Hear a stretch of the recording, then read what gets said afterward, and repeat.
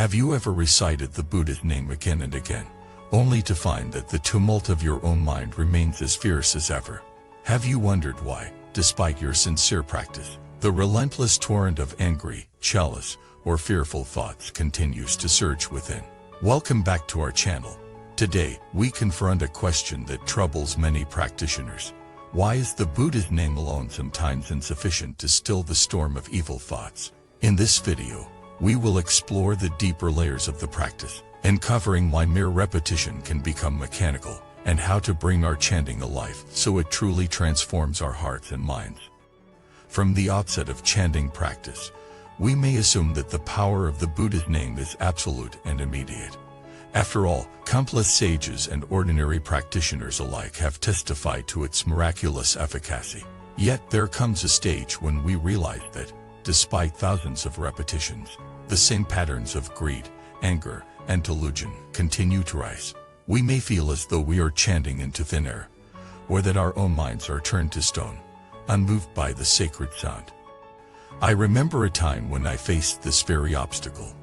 After months of daily recitation, I found myself trapped in the same cycle of self-critical thoughts. Each morning I would sit and chant, only to be assailed by memories of past failures and anxieties about the future.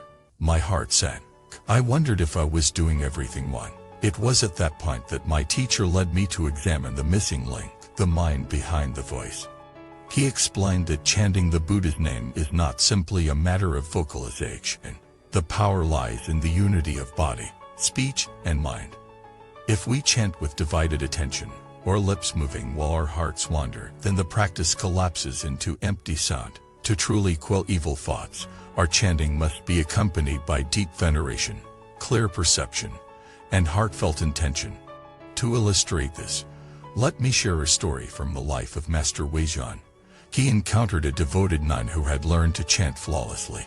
Her voice was melodious, her pace steady, yet she complained that her mind remained clouded by resentment toward a fellow monastic. Master Wei asked her to close her eyes and visualize the compassionate form of the Buddha before chanting. At first, she resisted, saying her visualization was weak and her mind too restless. But with gentle encouragement, she practiced holding an image of the Buddha in her heart as she chanted. Over days, her resentment softened, and the name of the Buddha became a living presence, quelling the storm within. This story highlights two essential truths.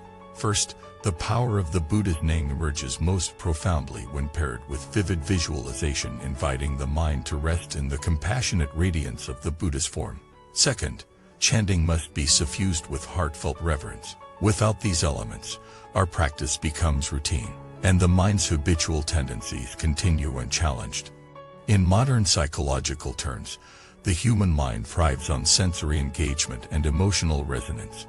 When we simply repeat words without engaging our imagination or our heart, the practice fails to penetrate the deeper layers of the psyche. By contrast, when we visualize the Buddha's serene expression, feel the warmth of his compassion, and recite his name as though invoking a dear friend, our entire being resonates with the practice, dissolving barriers of habit and aversion. Moreover, the practice of recitation must be complemented by ethical refinement. If we expect chanting alone to detoxify the mind, without addressing our own harmful actions, then we build practice on a faulty foundation. Evil thoughts often rise from unexamined habits harboring resentment, coveting what others have, or clinging to self-centered views. To truly quiet those thoughts, we must turn the light of mindfulness upon them, using chanting as both soothing balm and clarifying mirror.